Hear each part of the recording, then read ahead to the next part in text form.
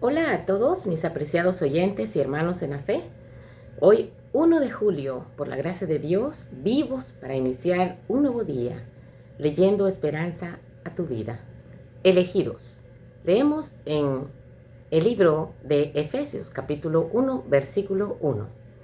Pablo, apóstol de Jesucristo por la voluntad de Dios, a los santos y fieles en Cristo Jesús que están en Éfeso.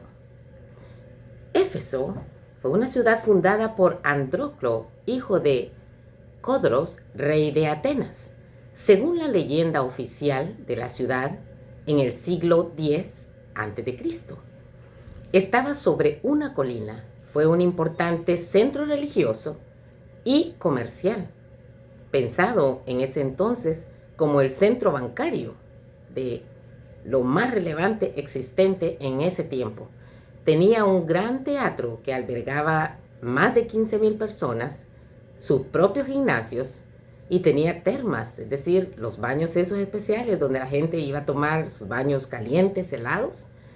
Y actualmente sus ruinas constituyen una atracción turística importante.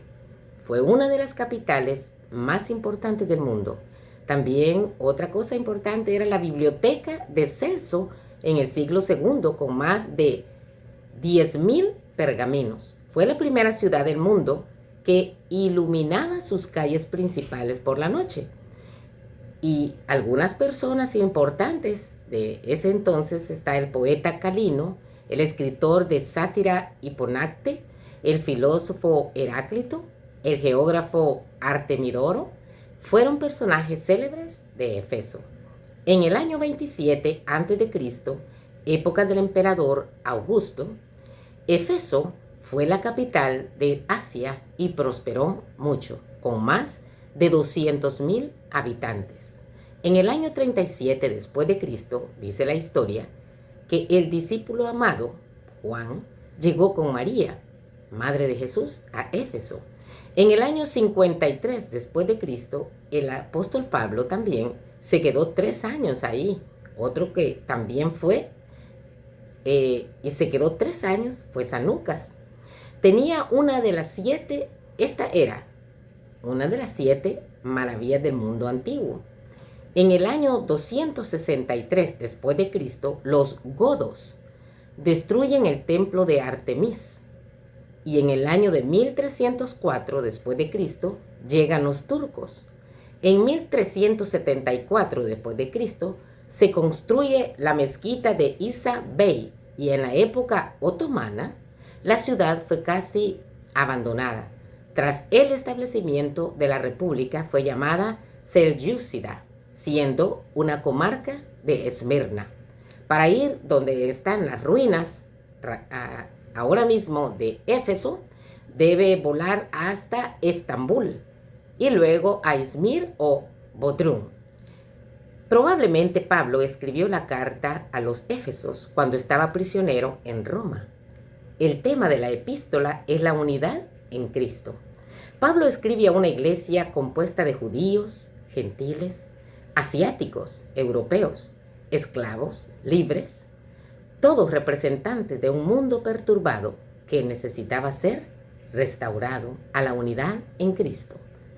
Eso implicaba la unidad de personas, la unidad de la familia, de la iglesia y de las etnias, la restauración del espíritu de unidad con los demás en cada creyente. Es un principio de la restauración de la unidad en el universo hasta que Dios ponga en orden todas las cosas. Va a haber un día, claro que sí, lo esperamos con ansia.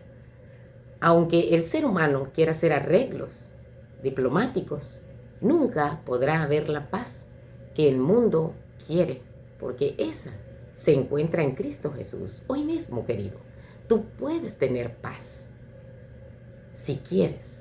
Si quieres darle lugar a Jesucristo en tu vida, aceptarlo como tu Salvador, venir a hacer un pacto con Él y vivir tomado de su mano, dependiendo de Él cada día. En el primer capítulo de la epístola destaca lo siguiente, 7 puntos importantes. Número 1, Dios nos escogió y nos predestinó para la salvación. Nadie necesita perderse a menos que quiera perderse. A veces nosotros pensamos que salvarse es bien difícil, pero con todo lo que Dios ya ha proporcionado, todo lo ha hecho Dios.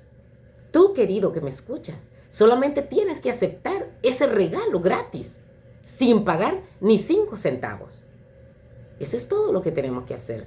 Entonces, como alguien dijo en cierta ocasión, es más difícil perderse que salvarse. Tú dirás, bueno, no sabe lo que dice, pero sí sé lo que digo, querido. Y lo digo humildemente, por la gracia del Señor.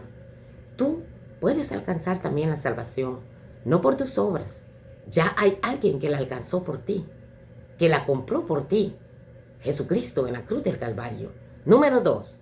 Podemos ser salvos, redimidos por la sangre de Jesucristo. 3. La certeza de la salvación es la acción del Espíritu Santo en nuestra vida, cambiándonos, reformándonos, llevándonos a hacer lo que Cristo quiere y lo que ha soñado para ti. Número 4.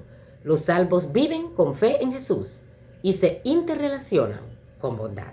De allí, pues, de que una de las características en que el mundo va a saber de que somos discípulos de Cristo es por el amor que nos prodigamos unos con otros. Número 5.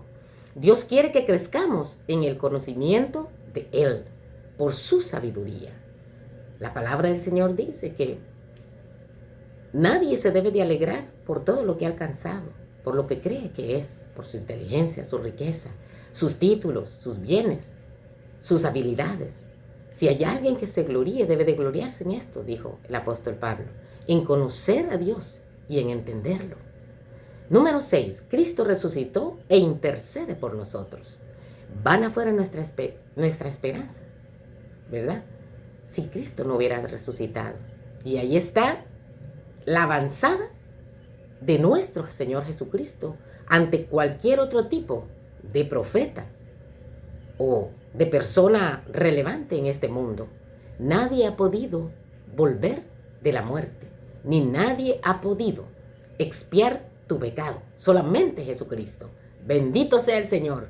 Qué gran oportunidad tienes, querido, de aceptar a Jesús, de apropiarte de la salvación. Número 7. Él, es decir, Jesucristo, es la cabeza de la iglesia. Entonces, nosotros como cuerpo de Jesucristo, no somos dirigidos por una persona en particular, sino que todos formamos parte del cuerpo de Cristo y fungimos con diferentes funciones, como lo es las manos en el cuerpo humano, los ojos, los pies. Las manos no pueden caminar, ni los pies pueden saludar y llevar cosas a diferentes lugares. Los oídos no pueden ver, ni los ojos pueden oír. ¿Por qué? Porque Dios puso cada cosa en su lugar. Entonces todos nosotros venimos a formar parte de la familia de Cristo y a tratarnos y vernos como hermanos y como hermanas. El único que es el que está en el centro y en el control es nuestro Señor Jesucristo, porque es la cabeza del cuerpo. Hacia Él nos debemos. Todo y cuanto hagamos debe ser en relación a Jesucristo. Se cuenta la historia de un jovencito que viajaba de un país suramericano a Brasil con su sueño y con su mente puesta en Dios. Todo su corazón sabía perfectamente que aún sin tener casi nada, no más que $100 y su ropa que llevaba, su sueño era estudiar teología y convertirse en un predicador que llevara las buenas nuevas de salvación a las personas. Lo consiguió. Ahora ocupa un lugar importante dentro de una comunidad cristiana. Entonces, si tú tienes un sueño en mente y a Dios en el corazón, Él te va a bendecir. Es una realidad. Dios, mi amado que me escuchas, no responde las oraciones que no se hacen, ni cumplen los sueños que no se sueñan. Dios no responde las oraciones que no se hacen. Si tú no le dices a Cristo Jesús lo que hay en tu mente, en tu ser, tus afanes, tus preocupaciones, tus anhelos, tu visión, Dios lo sabe, pero tú no se lo has dicho. Así que los sueños que Dios puede cumplir son aquellos, precisamente, con los que sueñan y están acordes a su santa voluntad. Toda la alabanza sea para nuestro Dios, el Padre de nuestro Señor Jesucristo, quien nos ha bendecido con toda clase de bendiciones espirituales en los lugares celestiales, porque estamos unidos a Cristo. Incluso antes de haber hecho el mundo, Dios te amó, mi amado que me escuchas. Tú, querida jovencita, niño, anciano, Dios te amó y te eligió en Cristo para que seas apartado, santo, intachable a sus ojos. Qué bendición la que tenemos. Dios decidió de antemano adoptarte como miembro de su familia al acercarnos a sí mismo por medio de Jesucristo. Eso es precisamente lo que Él quería hacer y le dio gran gusto hacerlo. Vamos a ver qué dice allí en Efesios capítulo 1, versículo 3 al 5. Dice las Sagradas Escrituras: alabado sea el Dios y Padre de nuestro Señor Jesucristo, y que en Cristo nos bendijo con toda bendición espiritual en los cielos. Versículo 4. Dios nos eligió en Él desde antes de la creación del mundo, para que fuésemos santos y sin culpa delante de Él, en amor. Versículo 5.